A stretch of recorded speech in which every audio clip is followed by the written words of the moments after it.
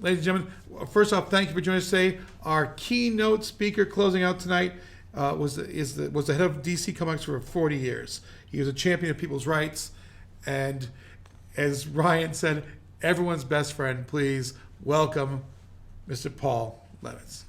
Sir, how are you this evening? I'm fine, thank you. A little overstatement there. I mean, I was only the president of DC for the last 7 years of the 40 years I was there, but made some trouble for a while. Oh, well, alrighty. Welcome. How are you tonight, sir? I am fine. It is ridiculously cold in New York and nice to be indoors with some scattered friends in many different climates. You can send me some degrees of warmth from down there in Florida. We are actually coming to you from Seattle, Washington. Chances are we've got the same weather pattern. You have my sympathy. About 27 here. Okay, then we've got a little warmer. Okay. Feel free, sir. Take it away.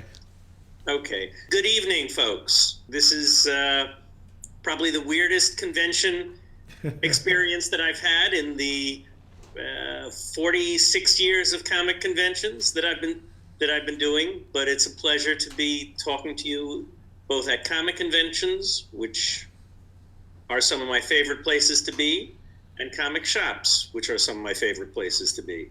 So I hope you've had a great day with all of this and interesting and wonderful previews of things that people are hoping to sell you.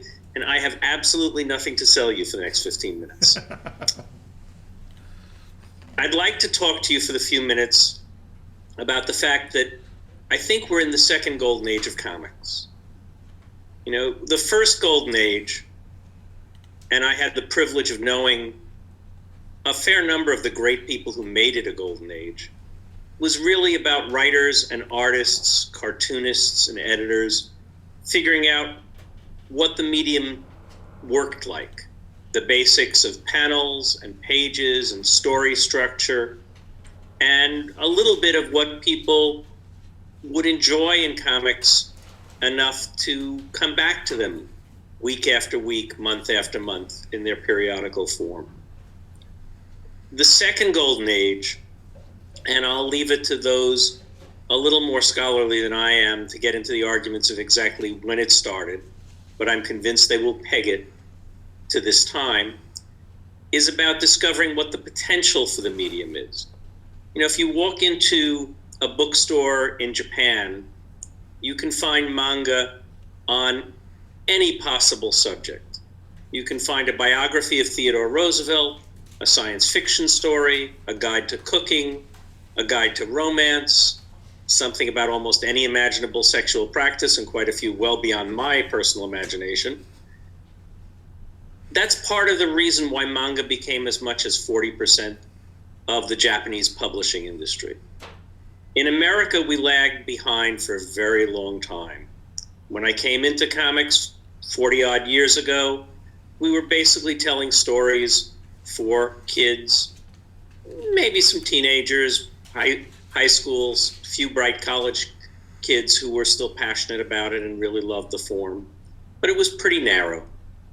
Over the last couple of decades, though, we've been seeing an explosion of movement to new forms, new kinds of stories, nonfiction, fiction about different topics, different ways of telling stories, and all of that is expanding the borders of what comics can potentially be.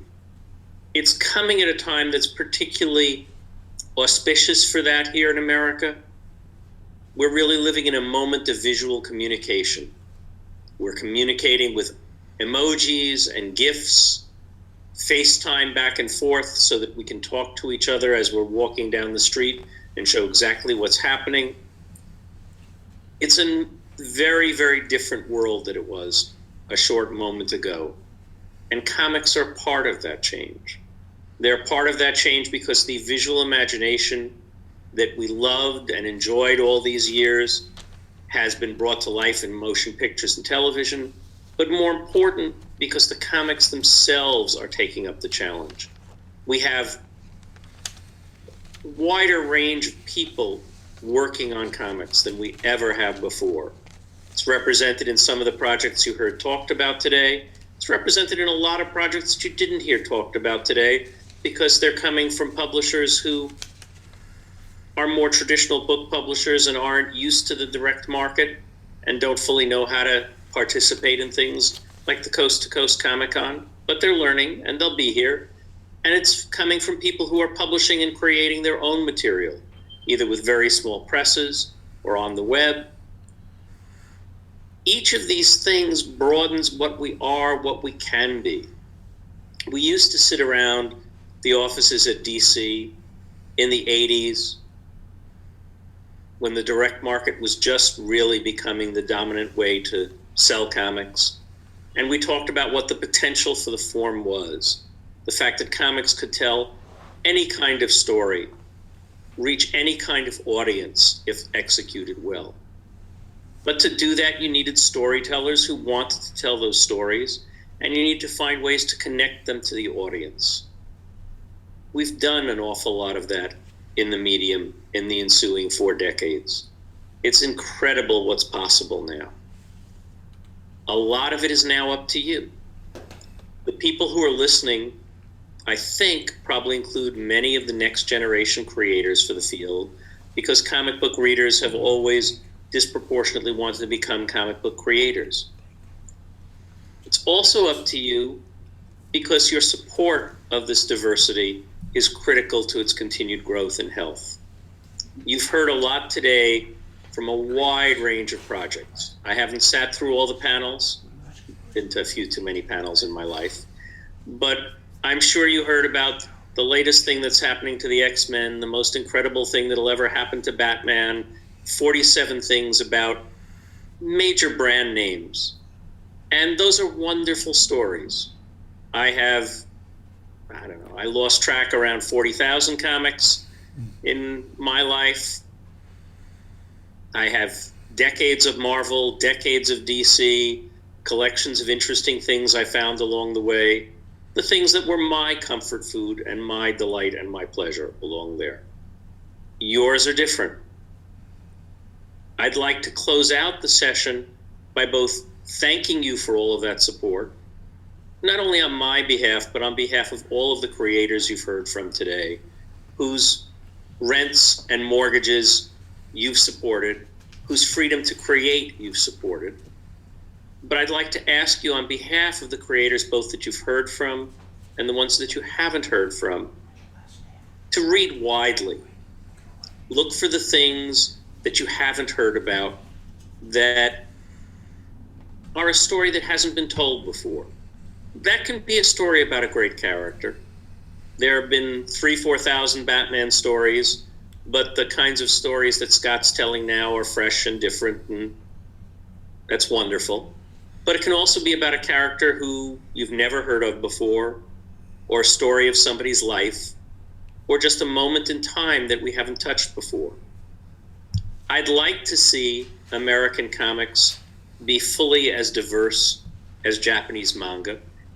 I'd like to see us, if not become 40% of the publishing industry, to become a much more significant percentage of the publishing industry. I think that's going to happen over the next few years. But the velocity at which it happens is up to you. The readers who show up in our comic shops and the people behind the counters at the comic shops are the great gatekeepers who have kept comics alive. American comics would have disappeared with the newsstand if it hadn't been for the comic shop. And we would never have achieved an era where they were prominent in bookstores and prominent on Amazon if the comic shops hadn't been there as the steady support and the experimental home of what comics could be. So if you're seeing this in a comic shop, take a look around the shelves and try to find something that you haven't read before from somebody you've never heard of before, and check it out. You have no idea what you might find by just that kind of random journey. It's a wonderfully exciting trip to take, so much better than was available in comics when I came into the field. Take full advantage of it. Experiment with the creators. It helps support them. It supports your own imagination. and it'll take you somewhere where you weren't expecting to be. Let me tell you, if you had talked to me about the idea of appearing on a comic convention panel electronically, reaching people in hundreds of different stores on different continents, when I showed up at my first comic convention in 1971, total attendance 3,000, which was the record for the largest comic convention ever at that time, I would have either wanted you to be locked up or given some much calmer drugs than I would have thought you were on. Comics are a wonderful world. I'm thrilled to have spent my life in it. I thank you for allowing me to get away with that. And I hope you'll allow many, many new people to have as much fun in it as I did. Have a great evening. Thank you so much for joining us today. Thanks to the Boyles and the team for having come up with this crazy idea and made this work. And maybe I'll see you again next year. Take care.